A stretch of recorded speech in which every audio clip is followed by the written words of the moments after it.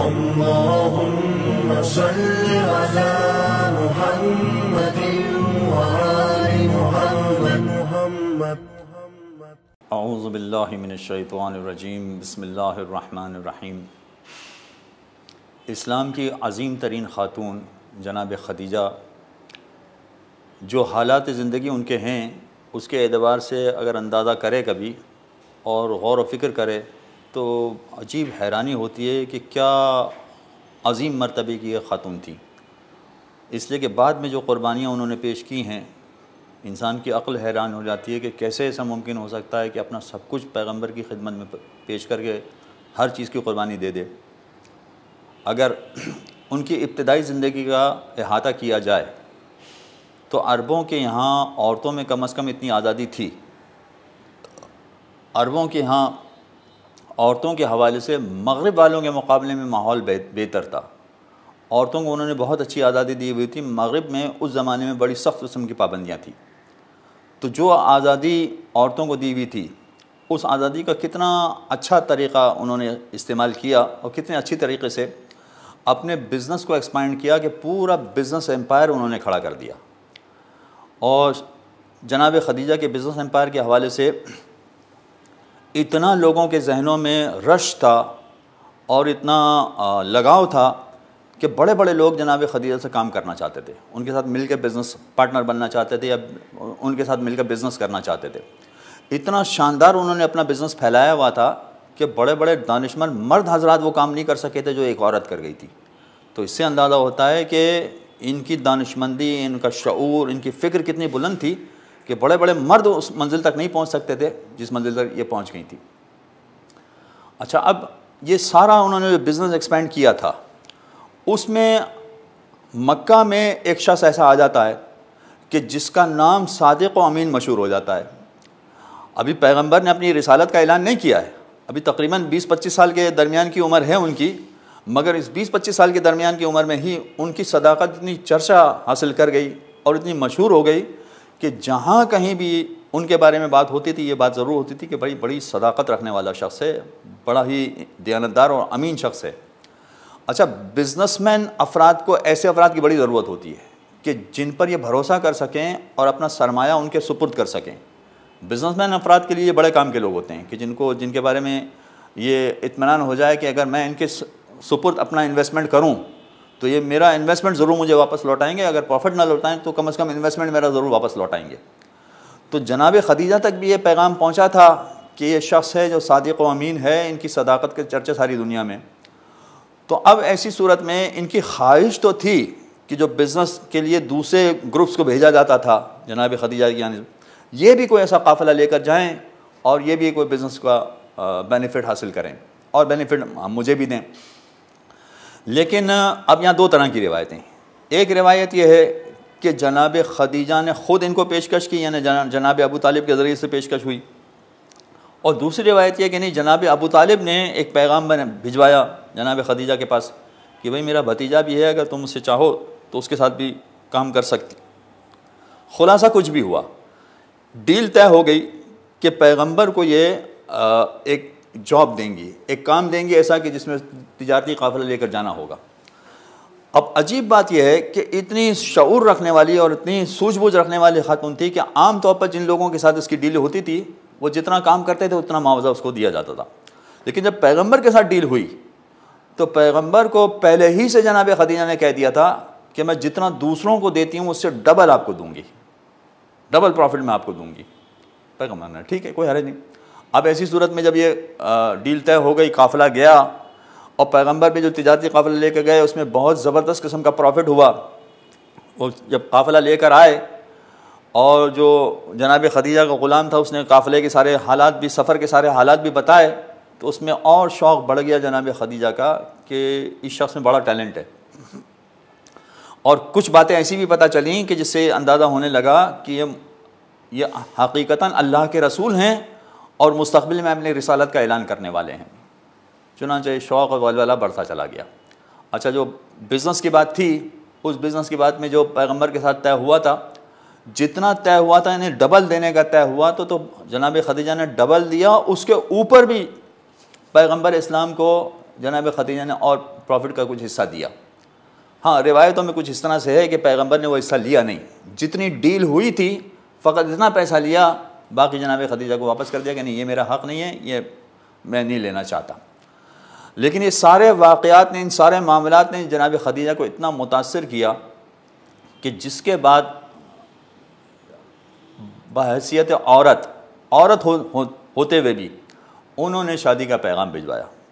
یہ کون خاتون ہیں کہ جن کو شادی کا پیغام بڑے بڑے شہزادے بھجوا چکے ہیں, بادشاہ قسم کے لوگ بھجوا چکے ہیں, قبیلے کے بڑے بڑے سردار پیغام بھجوا چکے ہیں, اور ان کی صلاحیت و سوجھ بوجھ اور ان کے کاروبار کی نوعیت کو دیکھتے ہوئے بڑے بڑے افراد کی یہ خواہش ہے کہ ان کی شادی مجھ سے ہو جائے, لیکن کسی سے شادی کرنے کے لیے تیار نہیں.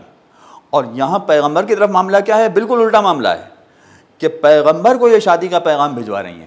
ہاں اب یہ دو طریقے ہیں کہ شادی کا پیغام کس طرح سے بھجوایا. ایک یہ کہ اپنے چچا کے بیٹے سے کہا, پھر چچا کے بیٹے نے ایک وہ جناب خدیجہ سے تعلق رکھنے والی ایک خاتون سے کہا جن کا نام جناب نفیسہ ہے, اور دوسری روایت یہ ہے کہ نہیں خود جناب خدیجہ نے نفیسہ سے بلا کے کہا کہ ان سے جا کر کہیے کہ شادی کے بارے میں کیا رائے ہے.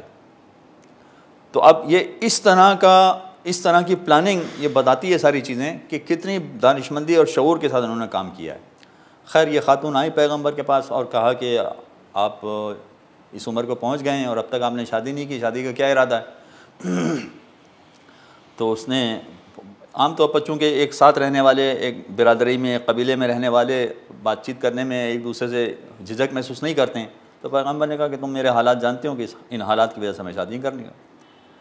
تو اس نے کہا کہ اگر یہ حالات یا یہ جو مالی معاملات ہیں اگر یہ پرابلم نہ ہوں تو آپ شادی کے لیے تیار ہیں. اور پھر ساتھ یہ بھی کہا کہ جو خاتون ہیں وہ حسین ہیں, جمیل ہیں, با کردار ہیں, سب کچھ ہیں.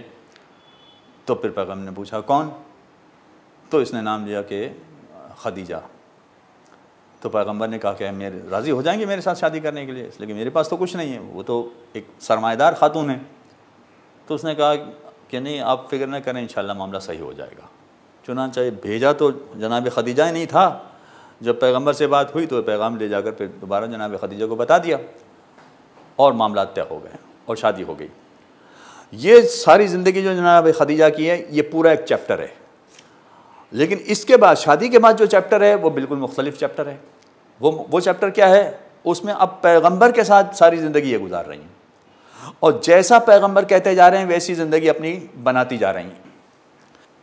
یعنی پہلے جو انہوں نے زندگی بنائی تھی وہ کیا تھی؟ ایک سرمایہ دارانہ زندگی تھی اور جس میں انہوں نے بہت بڑا بزنس ایمپائر کھڑا کر دیا تھا. لیکن اب جو زندگی بنا رہی ہیں وہ کون سی ہے؟ وہ پیغمبر کے تربیت کے سائے میں زندگی بسر بن رہی ہے. اب یہ جو زندگی بن رہی تھی اس میں پروردگار عالم نے پیغمبر کو اور جناب خدیجہ کو 4 بچے عنایت فرمائے تھے. 4, اس میں 3 بیٹے تھے. جناب قاسم جن کی وجہ سے ابو القاسم پیغمبر کا لقب ہے, اور اس کے بعد جناب طاہر اور جناب طیب, یہ 3 بیٹے پیدا ہوئے تھے. مگر اتفاق ایسا ہوا کہ 3 بیٹے پیدا ہوئے مگر تینوں کا انتقال ہو گیا. اس کے بعد جا کے بیٹی پیدا ہوئی ہے. اب یہ 3 بیٹے پیدا ہونے کے بعد ان تینوں بیٹوں کا انتقال ہو جانا, یہ آج اگر ہم اپنے ماحول میں بھی دیکھیں تو آج کی ہماری عورت بھی برداشت نہیں کرتی ہے. چاہے جائے کہ اس زمانے کا ماحول, کس زمانے کی ماحول کی میں بات کر رہا ہوں, جو بت پرستی کا زمانہ ہے, اور بت پرستی میں وہم پرستی بہت زیادہ تھی. تو کہیں آپ کو تاریخ میں ایسی کوئی مثال نہیں ملے گی کہ جہاں پر ایک بیٹا پیدا ہوا مر گیا, دوسرا بیٹا پیدا ہوا مر گیا, پھر تیسرا بیٹا پیدا ہوا مر گیا. کہیں آپ کو تاریخ میں کوئی ایسی مثال نہیں ملے گی کہ جناب خدیجہ نے اپنے زمانے کے کسی بت کے آگے جا کے کوئی منت مانی ہو, کوئی چڑھاوا چڑھایا ہو, یا کوئی ایسا کام کیا ہو کہ ہمارے یہاں جو بیٹا پیدا ہوتا ہے وہ بچ جائے. جبکہ آج کی مسلمان عورت, مسلمان گھرانے میں پیدا ہونے والی بات, علی اولاد علی کے ماننے والی عورت, اگر ان کے یہاں 1 مرتبہ 2 مرتبہ اگر ایسا واقعہ پیدا ہو جاتا ہے تو یہ رہ ہی نہیں سکتی سنیاسی بابا کے بغیر. ضرور کسی نہ کسی سنیاسی بابا یا جادو ٹونے والے کے پاس جائیں گی اور اس کا علاج کرائیں گے کہ وجہ کیا ہے کہ ہمارے یہاں بچہ تو پیدا ہوتا ہے مگر زندہ نہیں رہتا ہے. یہ آج کی جو جدید زمانے کی خاتون ہے اس کا ایک سوچنے کا معیار دیکھیے اور جناب خدیجہ کے سوچنے کا معیار دیکھیے کتنا مختلف ہے. وجہ یہ ہے کہ پیغمبر پر کامل بھروسہ رکھتی تھی اور کامل بھروسہ رکھنے کی وجہ سے جو پیغمبر کی تعلیمات تھیں اس کے مطابق زندگی بسر کرتی تھیں. اور یہ آسان بات نہیں ہے، بہت مشکل بات ہے. یعنی پیغمبر کے یہاں بھی ایسے واقعات پیدا ہو جاتے ہیں کہ بچے پیدا ہوتے ہیں اور زندہ نہیں رہتے ہیں، مگر اس کے باوجود جو ڈائریکشن بتا دیا گیا اس ڈائریکشن کو نہیں چھوڑا جاتا ہے.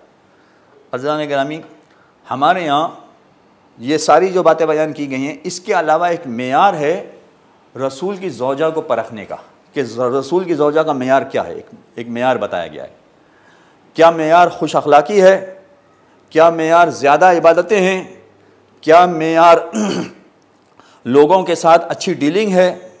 اگر یہ سارے معیار بھی بیان کر دیے جائیں تو طے نہیں کر پائے گا. خوش اخلاقی سے کوئی طے نہیں کر پائے گا کہ یہ زیادہ خوش اخلاق ہیں یا وہ زیادہ خوش اخلاق، یہ زیادہ عبادت گزار ہیں یا دوسری عبادت گزار.